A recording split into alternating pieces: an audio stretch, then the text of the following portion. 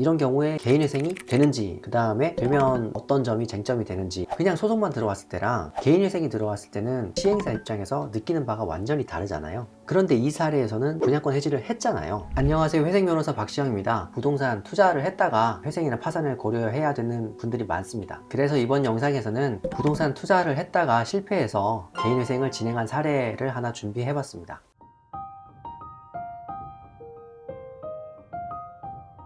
지금 공통적인 현상은 부동산 붐이었다가 이제 꺼지면서 그 사이에 투자 들어가신 분들이 많잖아요. 뭐 분양 계약이든 매수든, 분양 계약을 체결하신 분들은 중도금이나 잔금 대출이 안 되거나 이자를 감당하지 못하시는 분들이 많죠. 준비한 사례를 간단히 말씀해 주시겠어요? 네, 이분은 20대 미혼 여성분이었는데요. 지인의 소개로 분양 호재가 예상된다는 오피스텔을 분양받았다가 중도금 대출을 실행해서 지급을 했었거든요. 근데 이제 잔금을 못 치르는 상황이 돼서 등기 이전을 받을 수 없는 그런 상태여서 계약 해지를 요구했던 사례였거든요. 이분이 원래는 상담사로부터 안내받기로는 중도금 대출이 무이자라고 했잖아요. 네, 맞아요. 그런데 이자가 부과되고 그 이자가 연체되면서 결국은 잔금 대출이 될 수가 없었죠. 그러다 보니까 자기는 속았다라고 해서 시행사에다가 분양계약 해지해달라고 했고, 시행사는 해줄 수 없다. 그런 상태에서 저희 사무실을 찾아오셨던 분이잖아요. 이런 경우에 이제 먼저 개인회생이 되는지부터가 문제일 거고, 그 다음에 되면 어떤 점이 쟁점이 되는지가 문제일 텐데, 먼저는 이제 재산보다 채무가 많으면 개인회생은 이제 문제가 없죠. 이제 다 소득이 있으시고 하니까. 그런데 이제 역시나 대표적인 문제는 청산 가치를 어떻게 잡느냐. 이분이 가진 재산은 결국 분양권인데, 분양권을 어느 정도까지 재산으로 산정을 하느냐, 이게 문제잖아요. 네, 법원에서는 분양권에 대한 재산 가치, 청산 가치를 분양 대금으로만 산정을 하라는 명령이 나오는 편이거든요. 이게 왜냐면 일단은 분양 계약서가 있으니까 거기에 기재된 분양 대금이 재산이다 라고 보는 건데, 그런데 이제 이분도 그렇지만 소액의 금액으로 투자가 가능하다고 해서 했고, 그 금액이 있을 리가 없고 이제 대출을 받아서 잔금을 치르고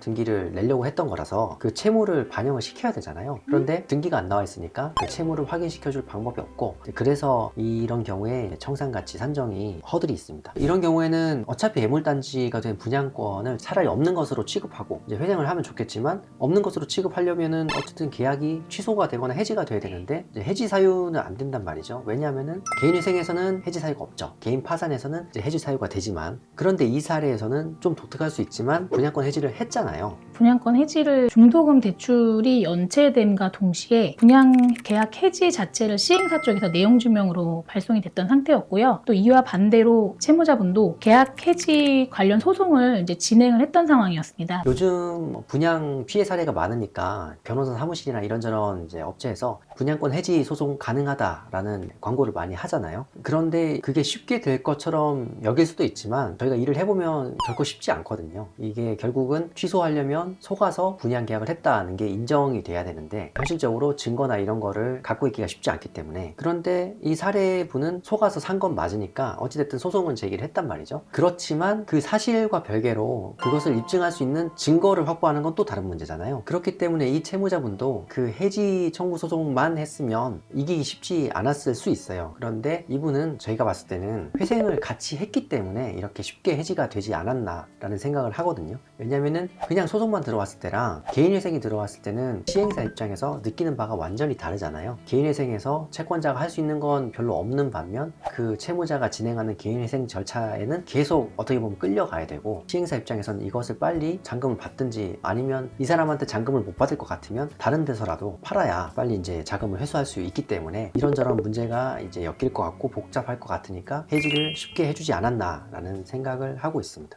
그래서 이분이 어떻게 끝났을까요? 이거는 다행히 이제 계약 해지와 함께 중도금 대출도 시행사에다 대납하고 계약금만 포기하는 걸로 해서 원만하게 합의가 됐고요. 다른 채무 이제 회생으로 해결하셨고, 물론 투자는 실패를 하셨지만 뭐 이런저런 기회에 채무를 그래도 한꺼번에 해결을 할 수 있었던, 좋은 타이밍에 저희랑 만나서 잘 마무리할 수 있었던 그런 사례인 것 같습니다. 이상으로 분양권 계약이 잘못되어서 개인회생을 진행한 사례를 소개해 봤습니다. 회생은 다양한 시도가 가능합니다. 그래서 말씀드린 것처럼 이렇게 회생을 병행함으로써 소송 그 자체로만은 기대하기 힘들었던 결과도 이끌어낼 수 있으니까, 똑같은 고민을 하고 계시다면 전문가의 상담을 통해 해법을 찾아보시기 바랍니다. 영상 봐주셔서 감사합니다.